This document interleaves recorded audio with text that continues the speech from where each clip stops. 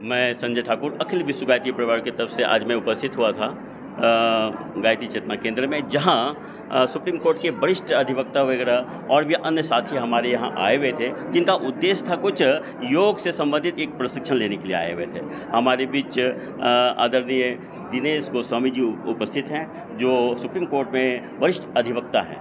आइए इनसे हम अपनों से अपनी बात करते हैं। भाई साहब, आप क्यों आए थे यहाँ? देखिए क्या हुआ कि जितेंद्र जी हमारे दोस्त हैं और वो गायत्री परिवार से जुड़े हुए हैं, और उन्होंने कुछ इस तरह की बात बताई कि साहब उनके एक मित्र हैं जो अमेरिका से कुछ ट्रेनिंग लेके आए हैं, और यहाँ पे वो योग के माध्यम से कुछ केरोथेरेपी के माध्यम से आपकी जो आपका स्ट्रेस है, आपका बॉडी में कुछ ये सब चीज़ें हैं, तो उसको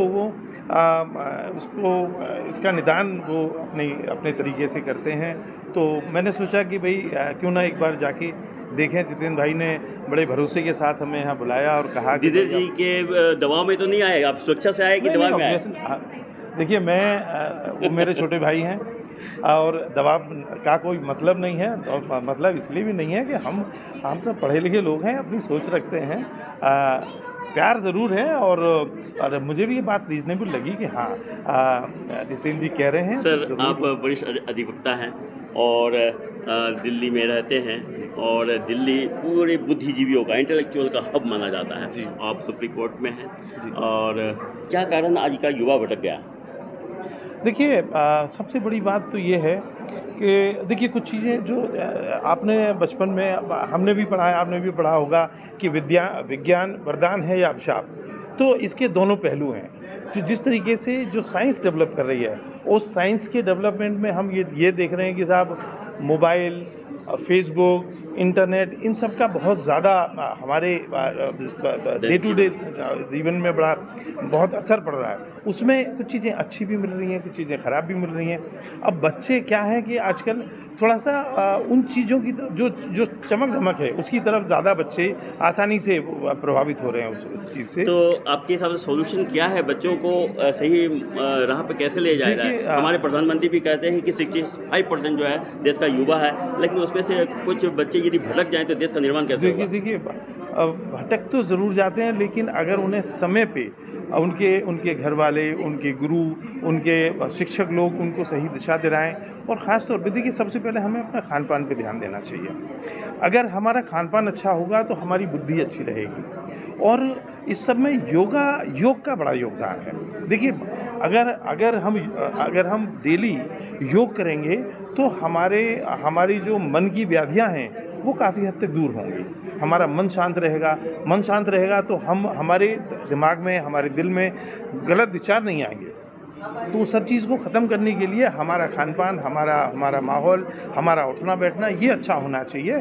और हमारे जो हम लोग हैं या जो बच्चों के पेरेंट्स हैं, उन सबको इस बात पे ध्यान देना चाहिए कि मेरे मन में एक प्रश्न आ रहा है, क्योंकि आप सुप्रीम कोर्ट से हैं। जी, जहाँ घुसते साथ ब्लैक एंड व्हाइट दिखता है, आज न्यायपालिका के प्रति लोग उदासीन होते जा रहे हैं। इसका क्या कारण लगता है आपको? नहीं, उदासीन नहीं हो रहे हैं। आप देखिए, अगर उदासीनता होती तो जिस तरीके से मुकदमों का नंबर बढ़ रहा है, अब लोग ज़्यादा जागरूक हैं अपने अधिकारों के प्रति।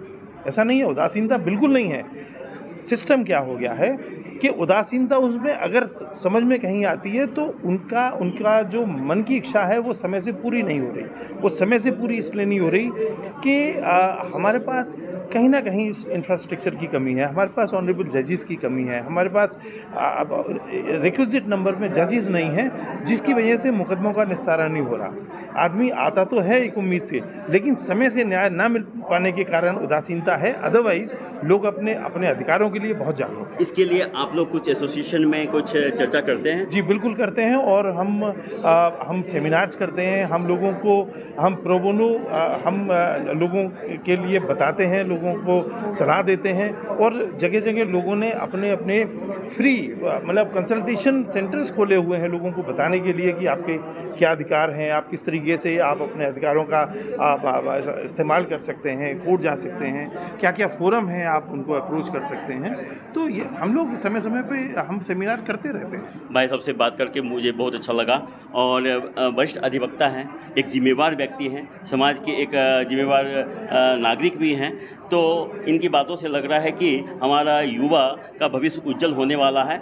ज़रूरत है मार्गदर्शन देने की। गायत्री परिवार भी यही कर रहा है कि व्यक्तियों में देवत्व का उदय, धरती पर स्वर्ग का। इसके लिए उन्होंने गायत्री मंत्र का आधार बनाया है ताकि हमारे भीतर बुद्धि तो है लेकिन वो बुद्धि सद्बुद्धि में कन्वर्ट हो जाए, तभी हमारे विचार अच्छे विचार आएंगे और हम अच्छा सोच पाएंगे और समाज को सही दिशा देने में सक्षम हो पाएंगे। आपका बहुत बहुत धन्यवाद। Thank you so much. नमस्कार। Thank you very much. प्रणाम।